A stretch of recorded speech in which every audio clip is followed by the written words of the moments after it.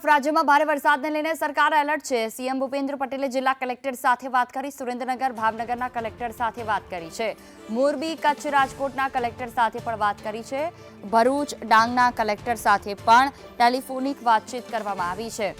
લોકોને સલામત રહેતા સૂચના આપવા માટે સૂચન કર્યું છે। વરસાદની આગાહીને લઈને કલેક્ટર્સને સજ્જ રહેવા માટે તાકીદ કરવામાં આવી।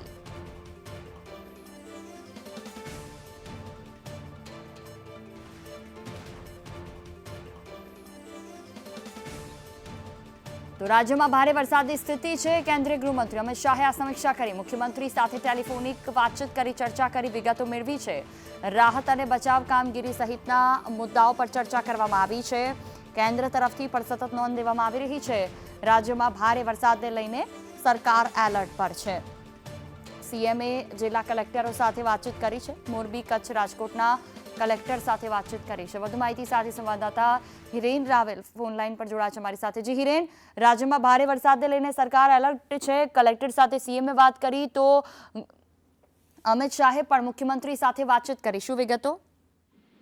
રાજ્યમાં છેલ્લા 2 દિવસથી જે પ્રકારે અવિરત વરસાદ વરસી રહ્યો છે, ગઈકાલે પણ દિવસભર અને મોડી રાત્રે સૌરાષ્ટ્ર અને કચ્છ સહિત દક્ષિણ ગુજરાતના કેટલાક જિલ્લાઓની અંદર ભારેથી અતિભારે વરસાદ જોવા મળી રહ્યો છે। આજે પણ વરસાદ અતિભારે સવારથી કેટલાક વિસ્તારોમાં શરૂ છે। મુખ્યમંત્રી ભૂપેન્દ્ર પટેલે ગઈકાલે સાંજે જ મોડી રાત્રે અલગ અલગ 7 જેટલા જે કલેક્ટરો છે, જિલ્લા કલેક્ટરો સાથે સંકલન કરી અને સતત એવા સૂચના આપી હતી। કેન્દ્ર સરકાર પણ સતત રાજ્ય સરકાર સાથે અત્યારે સંપર્કમાં છે અને કોઈ પણ પ્રકારની જરૂરિયાત હોય તો તેને પહોંચી વળવા માટે ખાતરી આપવામાં આવી છે। કેન્દ્રીય ગૃહ અને સહકારિતા મંત્રી અમિત શાહે મુખ્યમંત્રી સાથે વાતચીત કરી અને ગુજરાતની પરિસ્થિતિ છે તેની સાથે સમીક્ષા કરી છે। એનડીઆરએફની અલગ અલગ 13 જેટલી ટીમો જે છે એ એલર્ટ કરી અને જે તે જિલ્લાઓમાં મોકલવામાં આવી છે। રાજસ્થાનમાં પણ ગુજરાતમાંથી 3 ટીમ મોકલવામાં આવી છે।